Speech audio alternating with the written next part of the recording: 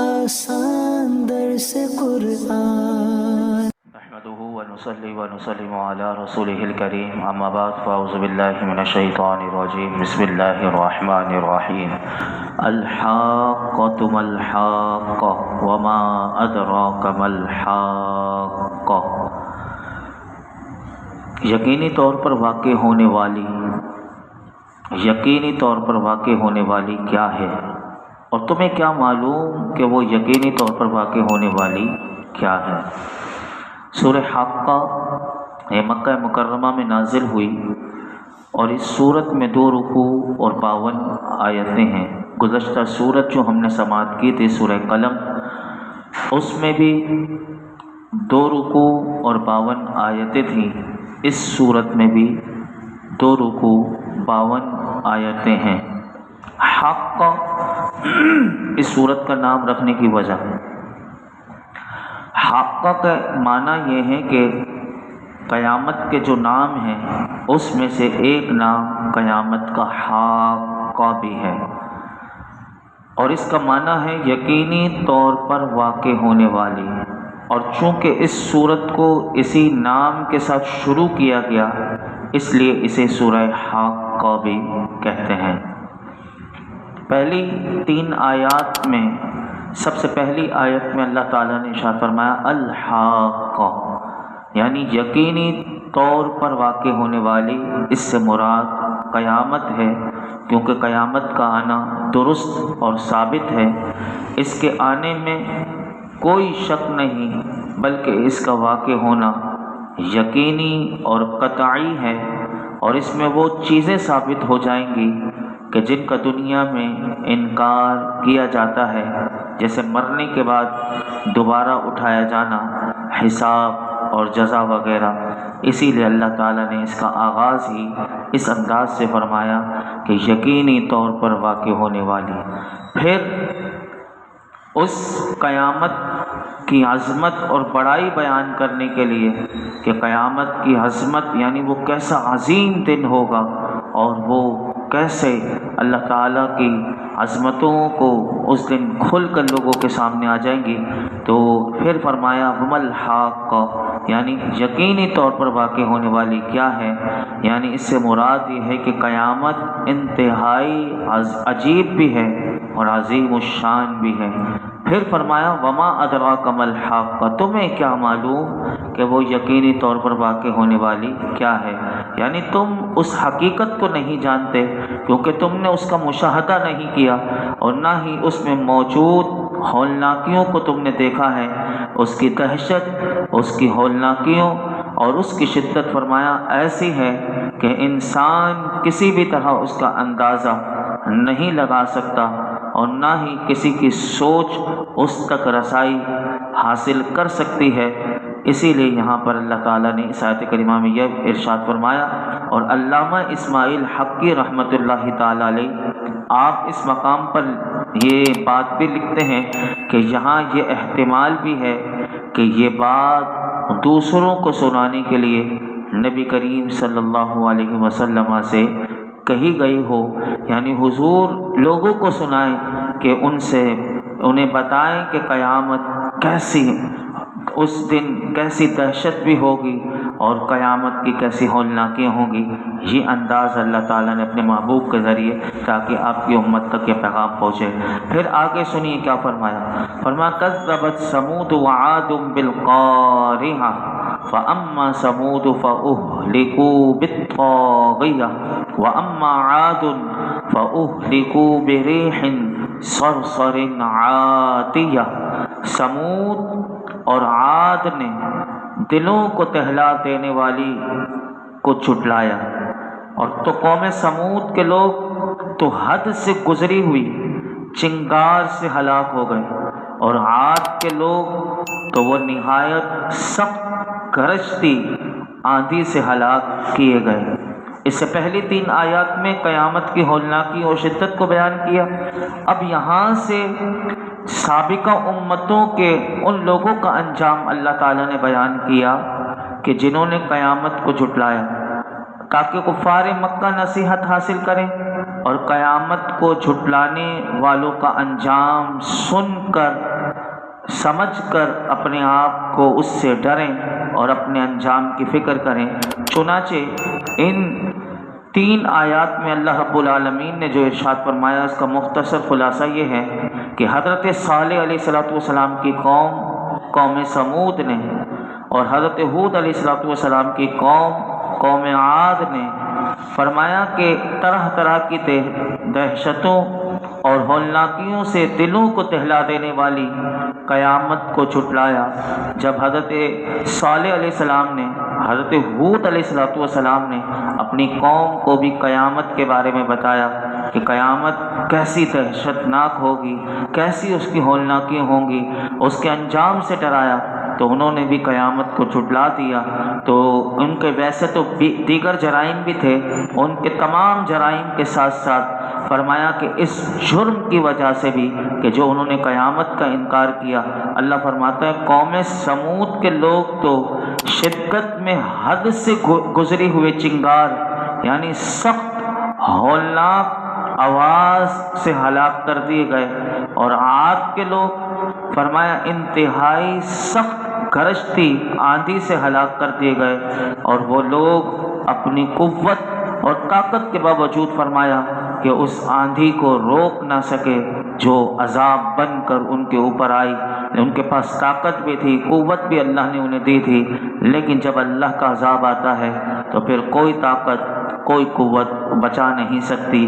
یہ بات اللہ نے یہاں ذکر کی۔ پھر وہ عذاب جو قوم عاد پر آیا کتنے دن تھا؟ 1 دن 1 گھنٹے۔ اب دیکھیں اگلی آیات میں اللہ نے وہ دن بھی بتایا کہ مسلسل کتنے دن آیا۔ فرمایا سخرها علیہم 7 لیال و8 ایام حسوما فتر القوم فیہا سرعا کأنہم اعجاز نخل خاویہ فہل تری لہم من باقیہ۔ اللہ نے وہ آندھی ان پر فرمایا کہ لگاتار 7 راتیں اور 8 دن پوری قوت کے ساتھ مسلط کر دی، تو ان لوگوں نے ان دنوں اور راتوں میں اللہ نے فرمایا تو تم ان لوگوں کو ان دنوں اور راتوں میں یوں پچھاڑتے ہوئے دیکھتے گویا کہ وہ گری ہوئی کھجوروں کے سوکھے تنے ہیں، تو کیا تم ان میں سے کسی کو بچا ہوا دیکھتے ہو؟ ان 2 آیات میں اللہ تعالیٰ نے ارشاد فرمایا کہ اللہ تعالیٰ نے اپنی قدرت سے قوم عاد پر ماہ شوال جو رمضان کے بعد آتا ہے، ماہ شوال کے آخر میں اور انتہائی تیز سردی کے موسم میں فرمایا، مفسرین کہتے ہیں 1 بدھ سے لے کر دوسرے بدھ تک لگاتار 7 راتیں اور 8 دن وہ آندھی پوری قوت کے ساتھ مسلط کر دی ان کے اوپر۔ اللہ فرماتا ہے اے مخاطب، اے سننے والے سن، اگر تم اس واقعے کے وقت وہاں موجود ہوتے تو تم ان لوگوں کو ان دنوں اور راتوں میں پچھاڑتے ہوئے یوں دیکھتے کہ ہوا جب آندھی انہیں پچھاڑ رہی تھی تو فرمایا کہ انہیں دیکھتے تو ان کا حال یہ ہو چکا تھا کہ مرنے کے بعد، یعنی وہ تو مر چکے تھے، ہوا انہیں اچھال کر پھینک رہی تھی، لیکن مرنے کے بعد بھی فرمایا وہ لوگ ایسے معلوم ہوتے تھے جیسے کہ وہ کھجور کے گھرے ہوئے سوکھے تنے ہیں۔ تو کیا تم ایمان والوں میں سے کسی چھوٹے بڑے مرد یا عورت کو ان میں سے بچا ہوا دیکھتے ہو؟ یعنی جو حضرت ہود علیہ السلام پر ایمان لائے تھے انہیں ہٹا کر فرمایا باقی جتنے کافر تھے ان میں سے بچے ہوں، چھوٹے ہوں، بڑے ہوں، مرد ہوں، عورت ہوں، فرمایا ان میں سے کسی کو تم دیکھتے ہو؟ فرمایا نہیں دیکھتے۔ تو پھر مفسرین فرماتے ہیں، کہا گیا کہ مفسرین اس مقام پر یہ بات بھی لکھتے ہیں 8ویں روز جب 8واں دن عذاب کا آ گیا تو جب وہ سارے کے سارے ہلاک ہو گئے تو ہواؤں کو اللہ نے حکم دیا کہ ہواؤں نے انہیں اڑا کر سمندر میں پھینک دیا، ان کا نام و نشان بھی باقی نہ رکھا۔ تو فرمایا یہ تھے وہ لوگ کہ جو میرے قیامت کے دن کو بھی جھٹلاتے تھے اور دیگر جرائم میں بھی مبتلا تھے۔ ان کے کیا کیا جرم تھے ہم پیچھے سماعت کر چکے ہیں کہ وہ سارے جرائم کے ساتھ ساتھ ان کا جرم یہ بھی تھا کہ وہ حساب کو نہیں مانتے تھے، وہ قبر کو نہیں مانتے تھے، وہ برزخ کی زندگی کو، وہ قیامت کی زندگی کو نہیں مانتے تھے، وہ قیامت کا صاف انکار کرتے تھے۔ فرمایا کہ ہم نے ان کی سزا انہیں دنیا میں بھی دی۔ پھر اللہ تعالیٰ آگے ارشاد فرماتا ہے وَجَاءَ فِرْعَوْنُ وَمَنْ قَبْلَهُ وَالْمُؤْتَفِكَاتُ بِالْخَاطِئَةِ فَعَصَوْا رَسُولَ رَبِّهِمْ فَأَخَذَهُمْ أَخْذَةً رَابِيَةً، اور فرعون اور اس سے پہلے اور الٹنے والی بستیوں نے خطاؤں کا ارتکاب کیا تو انہوں نے اپنے رب کے رسول کا حکم نہ مانا تو اللہ نے انہیں زیادہ سخت گرفت سے پکڑ لیا۔ ان دو آیات میں اللہ تعالیٰ نے ارشاد فرمایا کہ فرعون اور اس سے پہلے امتوں کے کفار اور نافرمانیوں کی شامت سے الٹنے والی بستیوں کے لوگ، جیسے حضرت لوط علیہ السلام کی قوم کی بستیوں کے لوگ، فرمایا یہ سارے کے سارے یہ بہت برے افعال، کبھی افعال اپنے گناہوں کی اور شرک کے مرتکب ہوئے، اور فرمایا ہر امت نے منع کیے جانے کے باوجود گناہوں سے رکنے میں اپنے رسول کی نافرمانی کی جو اللہ کی جانب سے ان کی طرف بھیجے گئے تھے۔ تو فرمایا اللہ تعالیٰ نے ان میں سے ہر قوم کی انتہائی سخت گرفت فرمائی۔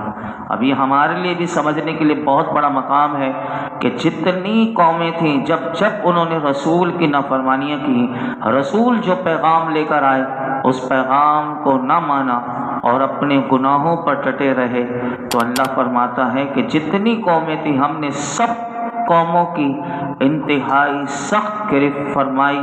تو ہمارے لیے ان آیات میں بہت بڑا سبق ہے۔ اللہ رب العالمین ہم سب کو اعمال صالحہ کی توفیق عطا فرمائے، اور جو دین رسول اللہ صلی اللہ علیہ وسلم لے کر آئے اسے سمجھنے اور اس کے مطابق اللہ ہمیں زندگی گزارنے کی توفیق عطا فرمائے، اور شریعت کے مطابق ہمیں اللہ صحیح معنوں میں چلنے کی توفیق عطا فرمائے۔ الحمدللہ رب العالمین والصلاة والسلام علی سید الانبیاء والمرسلین وعلی آلہ واصحابہ اجمعین۔ کہ اللہ پاک جو کچھ سنا اس میں کوئی غلطی کوتاہی معاف فرما، اپنی بارگاہ میں قبول فرما۔ رب کریم قرآن حکیم کا نور اور اس کا فیضان ہم سب کو نصیب فرما۔ رب کریم قیامت کی ہولناکیوں کا ذکر ہم نے سماعت کیا۔ رب کریم ہم سب کو دنیا کی زندگی جو ہمیں ملی بھی ہے ان سانسوں کو اور اس زندگی کی قدر جانتے ہوئے یا اللہ ہمیں اچھے اعمال کی توفیق عطا فرما۔ جو زندگی باقی ہے تیرے رسول کی صحیح فرما برداری میں گزارنے کی توفیق عطا فرما۔ رب کریم ہم سب کی موت اچھی فرما، موت سے پہلے ہمیں ہم وقت موت کی تیاری میں مولا کریم کرنے کی توفیق عطا فرما۔ ہمارے ماں باپ کی ساری امت مسلمہ کے بے حساب مغفرت فرما۔ آج تک ہم نے جتنی دعائیں کی ہیں آئندہ کریں گے، پروردگار عالم ہماری تمام دعاؤں کو قبول فرما، ہماری پریشانیاں دکھ تکلیف بیماریاں دور فرما، ہمارے رزق کے دسترخوان کو وسیع فرما، ہمارے بچوں کو نیک صالح متقی پرہیزگار بنا، ہمارے بچوں کو ولی کامل بنا، سچا عاشق رسول بنا، دین کا خادم بنا، ہمیں اپنے بچوں کی صحیح تربیت کرنا ہمارے لیے آسان فرما۔ صلی اللہ تعالی علی خیر محمد و علی آلہ وصحبہ۔